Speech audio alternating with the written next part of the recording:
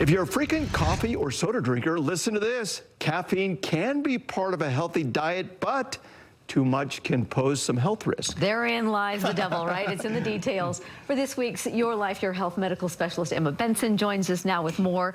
This affects a lot of Diet Coke lovers, too. Oh, that's true. And straight Coke lovers, right? How many of us need one of these first thing in the morning or in the afternoon, right? When you hit that midday slump.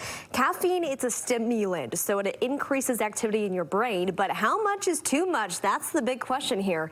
Here's what the experts say.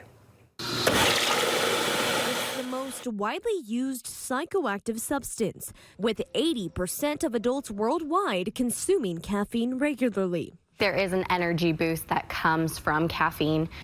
But whether you get your caffeine from coffee, tea, soda, or even chocolate, there needs to be limits. We have to think of the other health or bodily effects that may come from having caffeine, especially in kind of a larger quantity. Tiana Barker, a dietitian nutritionist with Intermountain Health, says the recommended maximum amount of caffeine for adults is 400 milligrams per day. Teenagers shouldn't consume more than 100 milligrams. So we want to be teaching them to be careful about how much caffeine they're actually getting and not depending on it so soon in life.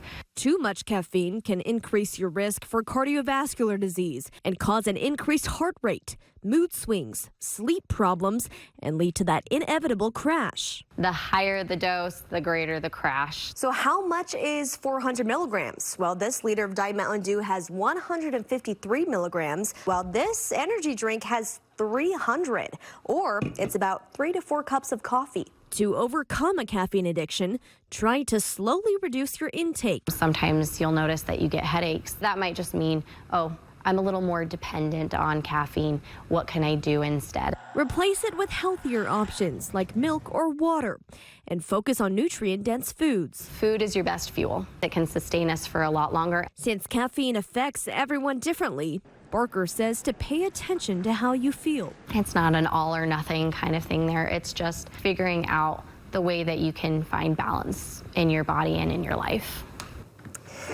Well, you can find the caffeine content on the label of the drinks. This Coke here is 20 ounces. It has 57 milligrams of caffeine. So technically you could have quite a few of these, right, to get to that daily limit. But you want to keep in mind the added sugars, all those things with no nutritional value that you're putting into your body as well. So that's what we were shocked with, is how much it's saying is okay. But you're right, the sugar, the calories, all of those other things. Doesn't mean you should have 400 milligrams a day, but that's just the limit there. Yeah. Thank you. Insightful. Of course.